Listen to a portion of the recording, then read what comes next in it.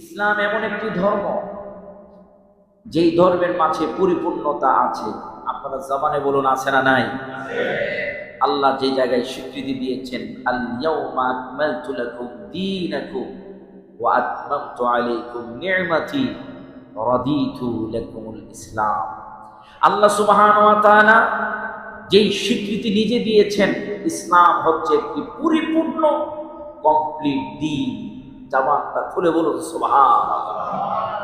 এই ইসলামকে মানার জন্য, ইসলামকে বোঝার জন্য অন্য কোথাও যাওয়ার প্রয়োজন নাই। ইসলামকে জানার জন্য, ইসলামকে বোঝার জন্য ইসলামের ভিতরে থেকেই পরিপূর্ণ মুমিন হওয়ার সুযোগ আছে না নাই? সম্মানিত উপস্থিতি, আল্লাহ সুবহানাহু ওয়া তাআলা কোরআনুল কারীমে সূরাতুল মুজাদালা 22 নম্বর তথা মুজাদালার আয়াতে কারিমে হচ্ছে 22টি সর্বশেষ আয়াতে কারিমার মাঝে আল্লাহ সুবহানাহু ওয়া তাআলা জানায়া দিচ্ছেন কি? তাদের ব্যাপারে জানাচ্ছেন যারা চিরস্থায়ী জান্নাতে থাকবেন, তাদের কার্যকলাপগুলো কি হবে। আল্লাহ বলেন, বিসমিল্লাহির রাহমানির রাহিম। لا تجدوا قوما يؤمنون بالله واليوم الآخر يودون من حاد الله ورسوله ولو كانوا آباءهم أو أبناءهم أو إخوانهم أو عشيرتهم أولئك كتب في قلوبهم الإيمان وأيدهم بروح منه ويدخلهم جنات تجري من تحتها الأنهار খালিদিনা ফিহা। সূরাতুল মুজাদালা এই 22 নম্বর আয়াতে কারিমার মাঝে আল্লাহ সুবহানাহু ওয়া তাআলা আমাদেরকে জানিয়ে দিচ্ছেন,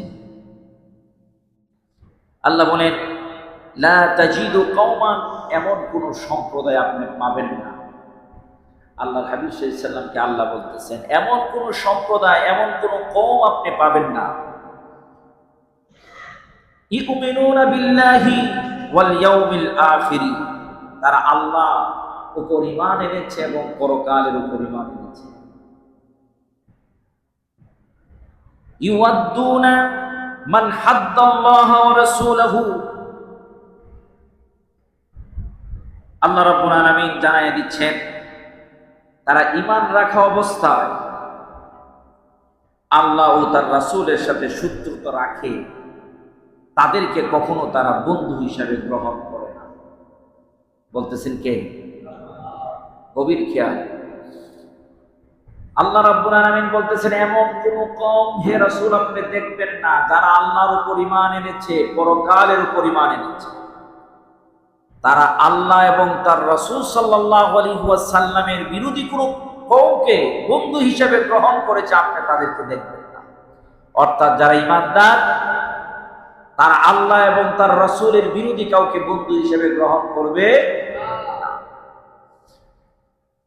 এরপরে আল্লাহ রাব্বুল আলামিন উদাহরণ দিচ্ছেন, ওয়ালাউ কানু আবাআহুম, যদিও তারা তাদের বাবা হয়, যদি আল্লাহর উপর, আল্লাহ এবং তার রাসূলের ভালোবাসা, আল্লাহ এবং তার রাসূলের বিরোধিতা তাদের মধ্যে থাকে, তাহলে একজন মুমিন কখনো বাবাকেও বন্ধু হিসেবে নেবে না। ওয়া আবনাআকুম, তাদের সন্তানদেরকেও বন্ধু হিসাবে নেবে না। আও ইখওয়ানহুম, তাদের ভাইদেরকেও বন্ধু হিসাবে নেবে না। আও আশিরাতাহুম, এবং তাদের আত্মীয় স্বজনকেও বন্ধু হিসাবে নেবে না। এই জায়গায় আমার আল্লাহ রাব্বুল আলামিন সুস্পষ্ট করে দিচ্ছেন, মুমিন যদি বন্ধু হিসাবে গ্রহণ করতে চায়, আল্লাহ এবং রাসূলের ভালোবাসা যাদের মধ্যে আছে তাদেরকে নিবে। কথা কোন ঠিক কিনা? ইসলামের প্রথম যুদ্ধ, সেই যুদ্ধের নাম হচ্ছে বদরের যুদ্ধ। আমি আলহামদুলিল্লাহ অনেকবারই বদরের প্রান্তরে যাওয়ার সুযোগ আল্লাহ আমাকে করে দিয়েছে। আমি ওই জায়গায় গিয়ে আল্লাহর হাবিব সাল্লাল্লাহু আলাইহি ওয়াসাল্লাম যে জায়গায় কেঁদেছিলেন, আল্লাহর কাছে অঝোর নয়নে কেঁদেছিলেন, দাড়ি মোবারক বেয়ে বেয়ে বুক মোবারক নবীজির চোখের পানি মোবারক দ্বারা বেসে গিয়েছিল। আবু বকর সিদ্দিক যখন বলেছিলেন, ইয়া রাসূলুল্লাহ, আপনার কান্না আমাকে নিশ্চিত জানিয়ে দিচ্ছে আল্লাহ রাব্বুল আলামিন আমাদেরকে মহাবিজয় দান করবেন। আপনি আর হাত তুলে কাঁদার প্রয়োজন নাই, ইয়া রাসূলুল্লাহ, আপনি হাত নামান। আপনার কান্না আমাকে নিশ্চিত বলে দিচ্ছে, আপনার আকুতি আমাকে নিশ্চিত বলে দিচ্ছে, যদিও আমাদের সংখ্যায় কম কিন্তু বিজয় আমাদের নিশ্চিত। ওই বদরের প্রান্তরে মাত্র ৩১৩ জন সাহাবীকে নিয়ে আল্লাহর হাবিব সাল্লাল্লাহু আলাইহি ওয়াসাল্লাম যুদ্ধের ময়দানে গেলেন। কতজন? কথা কয় না, কতজন? ৩১৩ জন নিয়ে আল্লাহর হাবিব সাল্লাল্লাহু আলাইহি ওয়াসাল্লাম গেলেন। ওই জায়গায় ১৪ জন সাহাবী শহীদ হয়েছে। এখনো বদরের কবরস্থানের পাশেই ১৪ জন সাহাবীর নাম সহ ফলক ওই জায়গায় আছে, যারা শহীদ হয়েছে। ওই কবরস্থানও এখনো আছে, যেই কবরস্থানে সাহাবায়ে কেরাম শুয়ে আছেন। ওই বদরের প্রান্তরে আল্লাহর হাবিব সাল্লাল্লাহু আলাইহি ওয়াসাল্লাম যুদ্ধের ময়দানে গেলেন। মুসলমান, গভীর খেয়াল আমার মুসল্লি বন্ধুরা, যেই বদরের প্রান্তরে আল্লাহর হাবিব সাল্লাল্লাহু আলাইহি ওয়াসাল্লাম যুদ্ধের ময়দানে গিয়েছেন সাহাবাদেরকে নিয়ে, এই যুদ্ধটা ছিল কাফের আর ইমানদারদের মাঝে যুদ্ধ। কথা কোন ঠিক কিনা? যদিও কাফের আর ইমানদারদের মধ্যে যুদ্ধ ছিল, কিন্তু এই যুদ্ধ ছিল বাবা ছেলের সাথে, ভাই ভাইয়ের সাথে, ছেলে ছেলের সাথে, শ্বশুর জামাইয়ের সাথে, নিজের আত্মীয় স্বজনদের সাথে এই যুদ্ধ ছিল। সাহাবায়ে কেরাম যখন বদরের প্রান্তে গেলেন, মক্কা থেকে কাফেররা যখন আসলো, গিয়ে দেখে আত্মীয় স্বজনরাই সবাই আসছে অস্ত্র হাতে নিয়ে সুসজ্জিতভাবে তাদের সাথে যুদ্ধ করার জন্য। কেমন সিচুয়েশন, কেমন অবস্থাটা ছিল! সবারই তো বাবার প্রতি সন্তানের মায়া আছে, ভাইয়ের প্রতি ভাইয়ের মায়া আছে, ছেলের প্রতি ছেলের মায়া আছে, ছেলের প্রতি বাবার মায়া আছে, আছে না নাই? ওই বদরের প্রান্তরে যারা গিয়েছিল যুদ্ধের ময়দানে, একটু নিজেকে চিন্তা করেন, ইমানের দিকে তাকিয়ে গভীরতার সাথে চিন্তা করেন। ওই জায়গায় যাদের সাথে যুদ্ধ করেছিল, ওই দিন বাবা ছেলের সাথে যুদ্ধ করেছে, ছেলে বাবার সাথে যুদ্ধ করেছে, ভাই ভাইয়ের সাথে যুদ্ধ করেছে খোলা তলোয়ার নিয়ে, ভাই ভাইয়ের রক্ত ঝরিয়েছে, ভাই ভাইয়ের শির উড়িয়ে দিয়েছে। ওই জায়গায় মায়া মহব্বত ভালোবাসা দূরে ঠেলে দিয়েছিল শুধু ইমানের কাছে, শুধু ইমান আর কুফর। এই মাপকাঠিতে, এই মানদণ্ডে ওই জায়গায় ভাই ভাইকে ছাড়ে না, বাবা সন্তানকে ছাড়ে না, সন্তান বাবাকে ছাড়ে না। এই কঠিন পরিস্থিতি আল্লাহ রাব্বুল আলামিন জিন্দ বললেন যে, তোমরা হে রাসূল, আপনি দেখবেন না যারা আল্লাহর উপর ঈমান এনেছে, পরকালের উপর ঈমান এনেছে, তারা আল্লাহ এবং তার রাসূলের চাইতে অন্য কিছুকে বেশি ভালোবাসবে। সে যদি তার বাবাও হয়, সে যদি তার আত্মীয় স্বজনও হয়, সে যদি তার সন্তান ভাই হয়, তাহলেও সে কিন্তু ছাড়বে না। কারণ ঈমানের উদ্দীপনা বড় কঠিন। ঈমান এমন একটা জিনিস যেটার ঠিকানা হলো জান্নাত। কথা কোন ঠিক কিনা? আমরা তো সেই ঈমানের উত্তরসূরি, আমরা তো সেই ঈমান নিয়ে বেঁচে আছি। কথা কর আমার বন্ধু বাবারা ভাইয়েরা, বদরের প্রান্তরে আল্লাহর নবীর সাহাবীরা ৩১৩ জন সাহাবী নবীর সাথে যুদ্ধের ময়দানে গেলেন। ওই জায়গায় বিপক্ষে যারা যুদ্ধ করতে এসেছে, প্রত্যেকেই প্রত্যেকের আত্মীয় স্বজন, প্রত্যেকেই প্রত্যেকের আপনজন।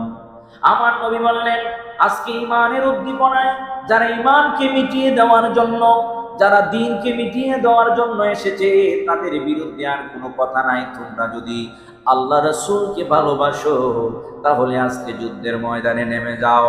সাহাবায়ে কেরাম বললেন, ইয়া রাসূলুল্লাহ, বাবা চিনি না, মা চিনি না, ভাই চিনি না, সন্তান চিনি না, আত্মীয় স্বজন চিনি না, আজকে শুধু চিনি ঈমান। সুবহানাল্লাহ, আজকে চিনি ঈমান। ঈমানের জন্য আমরা সব করতে পারি। আল্লাহর নবী রাহমাতাল লিল আলামিন নবী যুদ্ধের পরে সাহাবাদেরকে একত্রিত করলেন, যারা শহীদ হয়েছে তাদেরকে একত্রিত করলেন। আমার নবী পাথরের উপরে বসা, সাহাবায়ে কেরামদেরকে দেখছেন আমার নবী ডাক দিয়ে বলেন, উবাইদা রে, উবাইদা ইবনে জারাকে ডাক দিয়ে বলেন, উবাইদা তোমার চেহারাটা মলিন কেন, চোখ দিয়ে জর জর করে পানি পড়ছে কেন? উবাইদা কয়, সাহাবায়ে কেরাম সবাই খুশি, বিজয় মুসলমানদের হয়েছে, মুসলমানদের বদরের প্রান্তরে বিজয়, সব সাহাবীরা আনন্দ উল্লাস করছে। উবাইদা ইবনে জাররা চোখের পানি ছেড়ে চেহারাটা মলিন করে এক কোনায় দাঁড়িয়ে আছে। আমার নবী ডাক দিলেন, উবাইদা রে, তোমার চোখ দিয়ে কেন পানি পড়ছে, তোমার চেহারাটা কেন মলিন রে উবাইদা? আমার নবী উবাইদাকে সামনে দাঁড় করায়া জানতে চাইলেন। উবাইদা ডাক দিয়ে বলে, ইয়া রাসূলুল্লাহ, আপনি নির্দেশ দিলেন, আল্লাহ তার রাসূলকে যারা ভালোবাসো আর একটা মুহূর্ত দেরি করো না, খোলা তলোয়ার নিয়ে ময়দানে নেমে যাও। আজকে ইমানের বিরুদ্ধে কুফরের যুদ্ধ হচ্ছে, কুফরের বিরুদ্ধে ইমানের যুদ্ধ হচ্ছে, যুদ্ধের ময়দানে পিছপা হওয়া যাবে না। ইয়া রাসূলুল্লাহ, খোলা কুশটা নিয়ে, খোলা তলোয়ারটা নিয়ে আমি ময়দানে গেলাম, গিয়ে দেখি আমার সামনে আমার বাবা জাররা দাঁড়িয়ে আছে। নবীজি গো, একটা বছর পরে বাবাকে দেখলাম, হৃদয়ের মাঝে বাবার জন্য বড় মায়া। সব বাবা তার সন্তানকে ভালোবাসে, আমার বাবা আমাকে বড় ভালোবাসতো গো নবী। বাজারে যখন যাইতো আমার জন্য ভালো জিনিসটা কিনে আনতো, বাজারে যখন যাইতো আমার জন্য ভালো জামাটা কিনে আনতো গো নবী। আমি আমার বাবাকে দেখার পরে আমার হৃদয়ের মাঝে বড় মায়া লেগে গেল, কারণ আমি তো সন্তান। ইয়া রাসূলুল্লাহ, নবী গো, আমি আমার বাবাকে দেখে আমার খোলা তলোয়ারটা আমার কুশের ভিতরে ঢুকিয়ে দিলাম, কুশবদ্ধ করে নিলাম। আমি যুদ্ধের ময়দান থেকে পিছনে হটে গেলাম। সাথে সাথে আমার ঈমান উদ্দীপনা হৃদয়টা আমাকে ডাক দিয়ে বলে, উবাইদা রে, তুমি কোথায় চলে যাচ্ছ? তোমার বাবাও যদি হয় সে তো কাফের, ইসলামের বিরুদ্ধে তলোয়ার নিয়ে ময়দানে এসেছে, সেই মক্কা থেকে বদরের প্রান্তরে চলে আসছে। আজকে তুমি তোমার দিনকে ভালোবাসলে না, তুমি তোমার বাবাকে ভালোবেসে পিছনে উঠলে। তোমার বাবা তো তোমার আরেকটা মুসলমান ভাইয়ের গায়ে তলোয়ার চালাইতে দেরি করবে না। ও উবাইদা, তুমি কি করছো? তুমি কি আল্লাহ রাসূলকে ভালোবাসো না? উবাইদা কই, ইয়া রাসূলুল্লাহ, আমার হৃদয় যখন আমাকে প্রশ্ন করলো, আর একটা সেকেন্ড আমি দেরি করলাম না, তলোয়ারটা বের করলাম, বের করে বাবাকে ডাক দিয়ে বললাম, বাবা আপনি কিসের জন্য এই জায়গায় আসলেন? বাবা জবাব দিল, মুহাম্মদ সাল্লাল্লাহু আলাইহি ওয়াসাল্লাম আমাদের ধর্মের মাঝে চুপকালি মেগেছে, তাকে শেষ করার জন্য আসলাম। খোদার কসম গো নবী, মুহূর্তের মধ্যে বাবার মায়া আমি ভুলে গেলাম, মুহূর্তের মধ্যে আমার আত্মীয় স্বজন রক্তের মায়া আমি ভুলে গেলাম। আমি চিন্তা করলাম, আজকে ইমানের বড় পরীক্ষায় আমি উবাইদায় জায়গায় দাঁড়ানো, আর একটা সেকেন্ড দেরি করা যাবে না। আমি সিংহের মতো গর্জন দিয়ে আমার তলোয়ারটা আমার বাবার ঘাড় বাবা বরাবর দিয়ে দিলাম।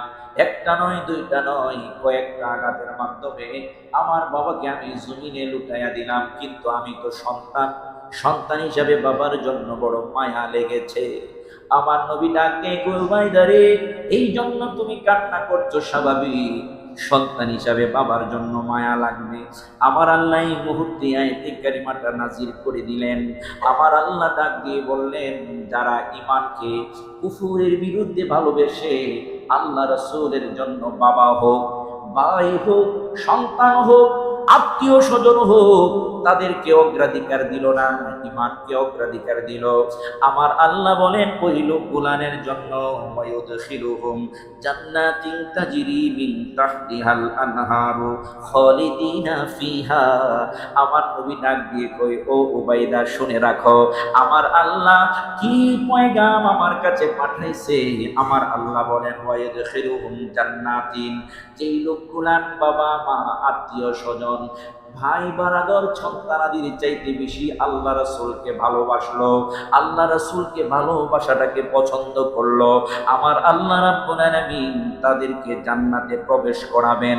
ওয়ায়ুদখিলুহুমুল জান্নাতা, তারা জান্নাতের মধ্যে প্রবেশ করবে, তাজরি মিন তাহতিহাল আনহার, যার নিচ দিয়ে নহর প্রবাহিত, খালিদিনা ফিহা, তারা ওই জান্নাত থেকে কখনো বের হবে না, সব সময় ওই জান্নাতে অবস্থান করবে। আমার নবী দুইটা হাত বাড়ায় দিলেন, উবাইদারে দিনের জন্য বাবার কপাল কি বাবার ঘাড়ের মধ্যে শরীরের মধ্যে ছুরি টানাইতে যেই ছেলেটার হৃদয় কাঁপে না, হাত কাঁপে না, নিশ্চিত নির্দ্বিধায় ওই ছেলের ঠিকানা হলো জান্নাত। আমি নবী তোমাকে জান্নাতের সার্টিফিকেট দিয়ে দিলাম। এ মুসলমান, ঈমান আনার পরে ঈমানদারের বন্ধু হবে মুমিন, ঈমানদারের বন্ধু হবে আরেক মুমিন। কাফেরের সাথে ঈমানদারের কোনো সম্পর্ক নাই। আল্লাহ নিজে কোরআনুল কারীমের মধ্যে জানায়া দিলেন, একজন মুমিনের বন্ধু হবে আরেকজন মুমিন। আল্লাহ রাব্বুল আলামিন কোরআনুল কারীমের অন্য আয়াতে কারিমার মাঝে সূরাতুত তাওবার 71 নম্বর আয়াতে বলেছেন, ওয়াল মুমিনুনা ওয়াল মুমিনাতু বা'দুহুম আউলিয়াউ বা'দ। এক মুমিনের বন্ধু হবে আরেক মুমিন, এক মুমিনাতের বন্ধু হবে আরেক মুমিনাত। এটাই হলো ঈমানদারের পরিচয়। কথা কোন ঠিক কিনা? এখন আমি আপনি দুনিয়ার লোক, দুনিয়ার স্বার্থের জন্য ইসলামকে বিক্রি করে দিতেও একটু দ্বিধা করি না। এখন আমি আপনি নিজের ঈমানকে বিক্রি করতেও দ্বিধা করি না। আমার বন্ধু বাবারা ভাইয়েরা, ইসলাম আমাদেরকে কি শিক্ষা দিল, কি জানায়া দিল আমার নবী, আপনার নবী? সহিহ বুখারী শরীফের হাদিস আল্লাহর নবী জানায়া দিলেন। সহিহ বুখারী শরীফের প্রথম খণ্ড হাদিস পৃষ্ঠা নম্বর 7, হাদিস নম্বর 16। মুসলিম শরীফেও হাদিসটা এসেছে। আল্লাহর নবীর সাহাবী হযরত আনাস রাদিয়াল্লাহু তাআলা আনহু থেকে হাদিস শরীফটা বর্ণিত। ওয়ান আনাস রাদিয়াল্লাহু তাআলা قال قال رسول الله صلى الله عليه وسلم عن النبي صلى الله عليه وسلم قال ثلاث من كنا فيه وجد حلاوة الإيمان। তিনটা জিনিস যার মধ্যে থাকবে ওই লোকটা ঈমানের স্বাদ পাবে। এই তিনটা লোক, এই তিনটা গুণ যার মধ্যে থাকবে না, সেই ঈমানের স্বাদ পাবে না। দাড়ি, টুপি, জুব্বা, পাগড়ি, নামাজ, রোজা, হজ, যাকাত থাকবে, কিন্তু তার কোনো স্বাদ থাকবে না, মজা থাকবে না। দেখেন অনেক সময় আমাদের রোগ হয়, রোগ হলে জিহ্বার স্বাদ চলে যায়। আসলে এটা জিহ্বার কোনো অসুবিধা নয়, আসলে হলো রোগ, ভাইরাসের অসুবিধা। কথা কোন ঠিক কিনা? জিহ্বার তো কাজই হলো কোনটা ঝাল, কোনটা মিষ্টি, কোনটা টক, এটা সে যাচাই করবে, তাই জিহ্বার কাজ।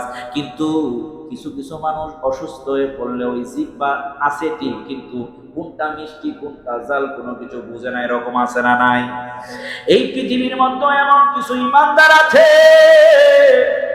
মসজিদের সামনের কাতারে নামাজ পড়ে, জুতার মধ্যে বড় বড় দাড়ি আছে, লেবাসে দেখলে মনে হয় ফেরেশতার মতো দেখা যায়, আসলে ভিতরে খুঁজলে ঈমান পাওয়া যাবে না। ওই লোকগুলার ঈমানদার স্বাদে কিন্তু ঈমানের কোনো স্বাদ পাবে না। ঈমানের স্বাদ যদি পাইতে হয়, সহিহ বুখারীর হাদিস, তিনটা গুণ তার মধ্যে থাকতে হবে। এক নম্বর গুণ, আমার নবী বলেন, আইয়াকুন আল্লাহু ওয়া রাসূলুহু আহাব্বা ইলাইহি মিম্মা সিওয়াহুমা। আমার নবী বলেন, আল্লাহ এবং তার রাসূল, গভীর খেয়াল, যদি আমি আপনি ঈমানদার হয়ে ঈমানের স্বাদ পেতে চাই, নামাজ পড়ি, নামাজের স্বাদ পাই না, রোজা রাখি, রোজার স্বাদ পাই না, হজ করি, হজের স্বাদ পাই না, দান সদকা করি, দান সদকার স্বাদ পাই না। প্রত্যেকটার স্বাদ আছে, প্রত্যেকটার মজা আছে। নামাজে দাঁড়াইলে একজন মুমিনের নামাজ হয়ে যায় মেরাজ। সুবহানাল্লাহ। নামাজে দাঁড়াইলে একজন মুমিনের নামাজ হয় মেরাজ। আর ঠিক এমনি ভাবে আরেকজন মুমিন নামাজে দাঁড়াইলে হিসাব হয় দোকানের, নামাজে দাঁড়াইলে হিসাব হয় ব্যবসার, নামাজে দাঁড়াইলে মনে হয় সারা দুনিয়ার কথা। কথা কোন ঠিক কিনা? দেখা যায় নামাজ পড়ে নামাজের যে স্বাদ আছে স্বাদ পায় না। আরেক মুমিন নামাজে দাঁড়াইলো, হযরতে আলী রাদিয়াল্লাহু তাআলা আনহু বলেন, আমি আলী এমন সেজদা দেই না যে সেজদায় আমার আল্লাহরে দেখি না। গভীর মনোযোগ বন্ধুরে, একটু নিজেকে নিজে প্রশ্ন করেন, আমার মধ্যে এইগুলা আছে কিনা? থাকলে আমি ঈমানের স্বাদ পাবো, আর না হলে স্বাদ পাবো। পাবো না। এক নম্বরে আমার নবী বলেন আইয়াকুন আল্লাহু ওয়া রাসূলুহু আহাব্বা ইলাইহি মিম্মা সিওয়াহুমা। গোটা পৃথিবীর মধ্যে যা কিছু আছে সব কিছুর চাইতে যেই লোকটার কাছে আল্লাহ এবং তার রাসূল সবচাইতে বেশি প্রিয়, ওই লোকটা ঈমানের স্বাদ পাবে। তাহলে ঈমানের স্বাদ পাইতে হলে প্রথম নম্বর যেই জিনিসটার প্রয়োজন সেটা হলো গোটা পৃথিবীর সব কিছুর চাইতে আল্লাহ এবং তার রাসূলকে বেশি ভালোবাসতে হবে। আহা, সুমার দিন সময় আমারে বলে দিচ্ছে সংক্ষিপ্ত করার জন্য। হযরত ওমর, আজকে দেখলাম, আগেও আমরা শুনেছি কিন্তু আমি আজকে একদম পড়ে আসলে, হযরত ওমর ফারুক রাদিয়াল্লাহু তাআলা উনি বলেন, আমি আমার ভাই আবু বকরের চাইতে কখনো আমলে বেশি হতে পারি নাই। আমার নবীর কাছে ওমর বলে, ইয়া রাসূলুল্লাহ, নবী গো, আমি অনেক চেষ্টা করছি, আপনি বলছেন দান করো। আমি চিন্তা করলাম আবু বকরের ধন সম্পদ নাই, আজকে আমি দান করে আবু বকরের চাইতে বেশি হব। আমি আমার সম্পদের অর্ধেক দিয়ে দিলাম, আমি ওর সময় অনেক সম্পদের মালিক। আবু বকর সিদ্দিক আমার চাইতে কম সম্পদ নিয়ে আসলো, কম কিছু দান করলো। আপনি নবী আমাকে প্রশ্ন করলেন, ওমর, দান করলা, তুমি কি রেখে আসলা? ওমর কই, ইয়া রাসূলুল্লাহ, অর্ধেক বাড়িতে রাইখা আসছি সন্তানাদির জন্য, ঘরের মানুষের জন্য। আবু বকর সিদ্দিকও দান করলো। আমার নবী কই, আবু বকর কি রাইখা আসছো? আবু বকর কই, সব কিছু টুকায়া নিয়ে আসলাম, ঘরে রাইখা আসছি আল্লাহ রাসূলকে। আমার নবী ডাক দিয়ে কই, সাহাবীরা রে, আবু বকরের দান তোমরা দেখছনি? ওমর কই, ইয়া রাসূলুল্লাহ, দেখলাম। এক কথা, আমি যত সম্পদ দেই না কেন আবু বকরের চাইতে বেশি বড় দানবীর হতে পারি না। ওই ওমর বলে, আবু বকর কেমন ভালোবাসতো নবীরে। আবু বকরের দিনের দানের বেশি আমি দিনের আমলের বেশি আমি ওমরের হতে পারি নাই, রাতের আমলেও আমি হতে পারি নাই। ওমর বলেন, আবু বকর সিদ্দিক রাতের বেলায় আমার নবীর সাথে হিজরতে যায়, জাবালে সুরের উপরে উঠে যায়।